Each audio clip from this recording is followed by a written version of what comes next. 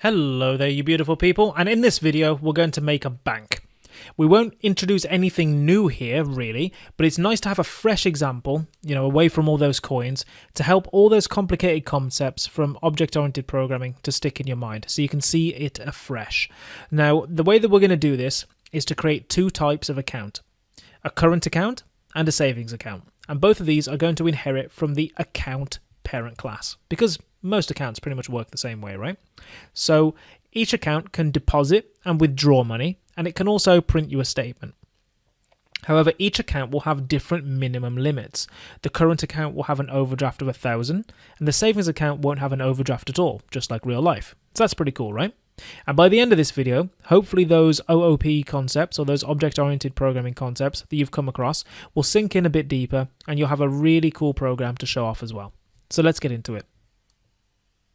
Hello there, you beautiful people. So the first thing I'm going to do, I'm going to create a new script called bank.py. So save that, desktop, Python Bible, bank.py. Save it, maximize it, and we're good to go. So first of all, let's create our abstract parent class. The first thing we're going to need is a simple constructor, and this is going to take a name, the name of the account holder, a balance, and the minimum balance for the account. So we're going to make a class of account. I'm going to define the constructor right here. We're going to take the name, balance, and minimum balance. Now bear in mind, this is for any account, right? This is just the general account class. What behavior do all accounts have? Okay, so the name of the account is going to become that name. The balance is going to become that balance.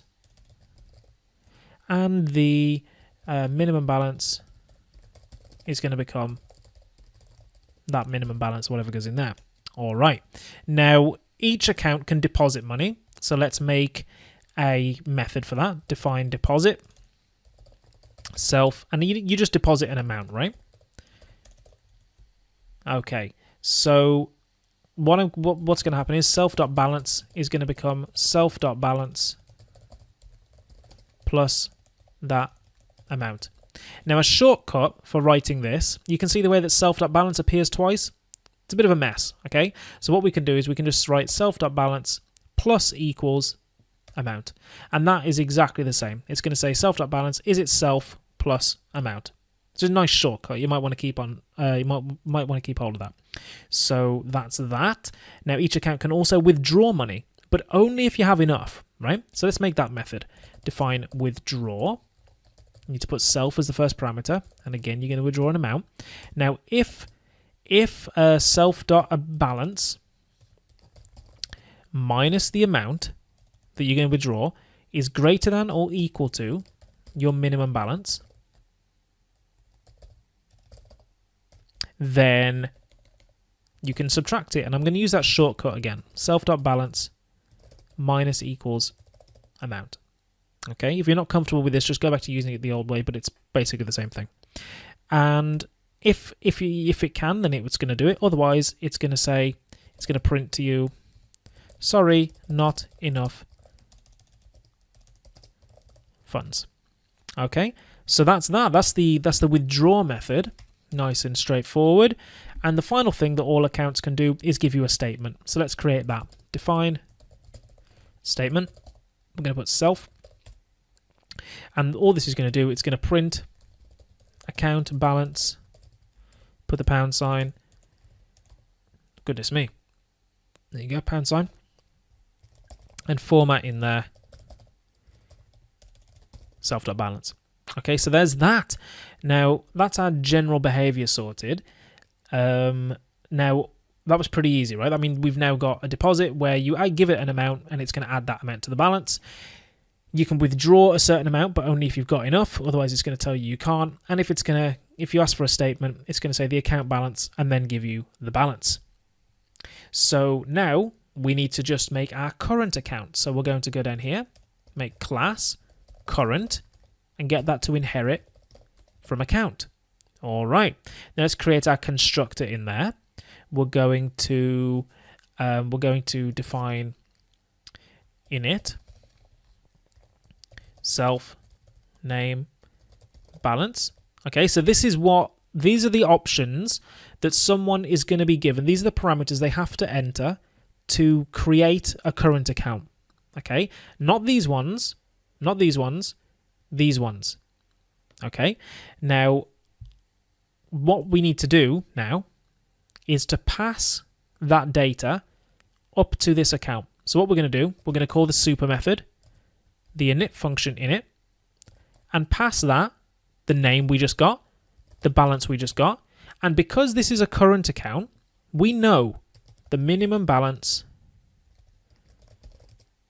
is going to be minus 1,000. We're going to give them an overdraft of minus 1,000.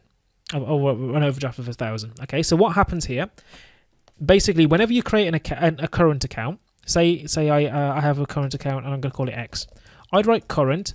My name would be Ziad, and my balance would be, I don't know, let's say 500, right?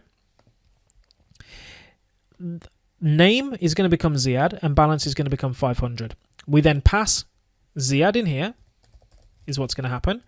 Balance is going to become 500. And minimum balance is minus 1,000. And that's going to go up into here. So this is going to become Ziad. This is going to become 500. And this is going to become minus 1,000. Okay. And then the name for this instance called X is going to become that. The balance for X is going to become this. And the minimum balance is going to become that. Okay. And it's going to get all these methods as well. Okay, so that's how that works. So let me just put it back to how it was working before. I'm just going to undo everything pretty much. Okay. Put that there. Undo. All right, so now I'm going to give myself £500. Okay, so we've managed to create that. So let's just show you this working. Okay, I'm going to run this. Hopefully it's working fine. Init got an unexpected argument, minimum balance. Probably just a misspell. So let's go back in there. See, it says here min balance. I passed it minimum balance. It should just be min balance. That's going to fix itself. Okay, so if let's make a...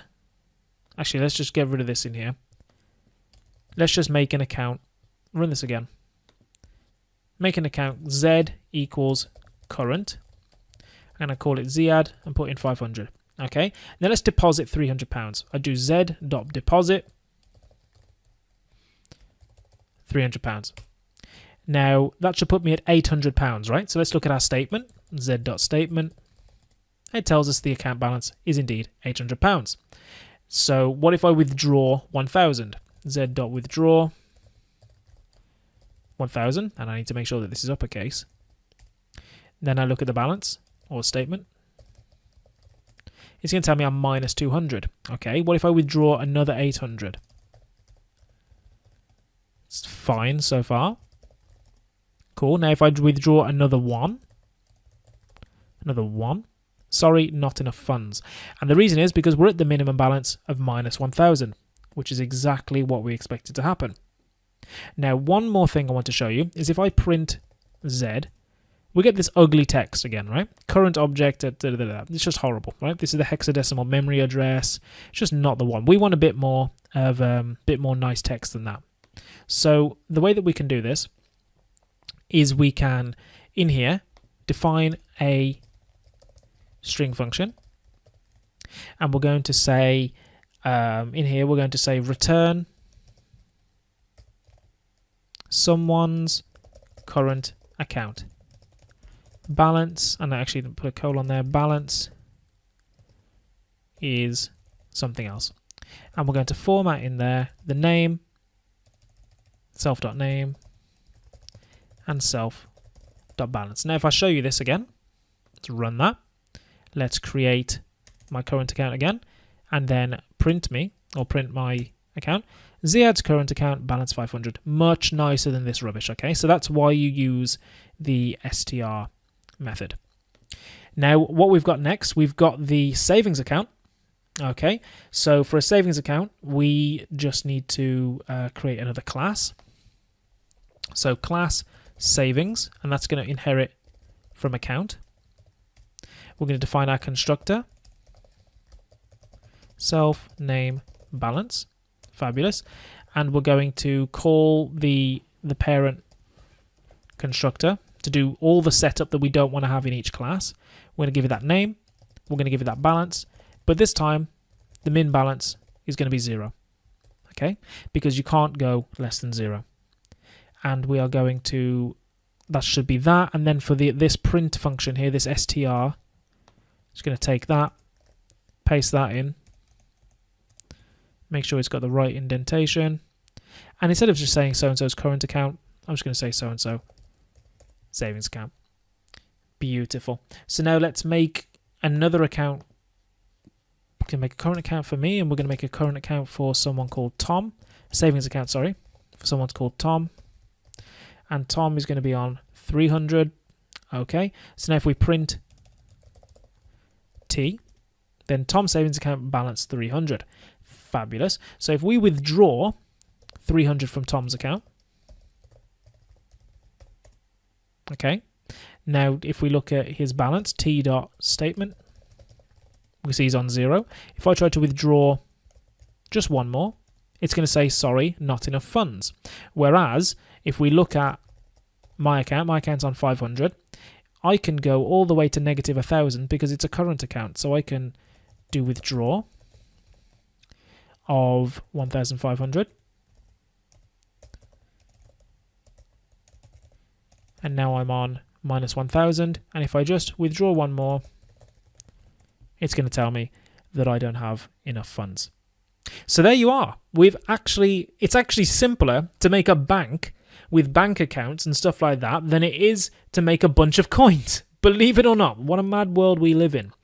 Anyway, while I didn't show you anything new here, I hope that was useful for making you feel more comfortable with how classes and objects work. As I know for me, it's useful when I see and follow through another example. In the next video, we're going to have a review of this section of the Python Bible and go over what we've learned about OOP in Python. So I'll see you in the next video.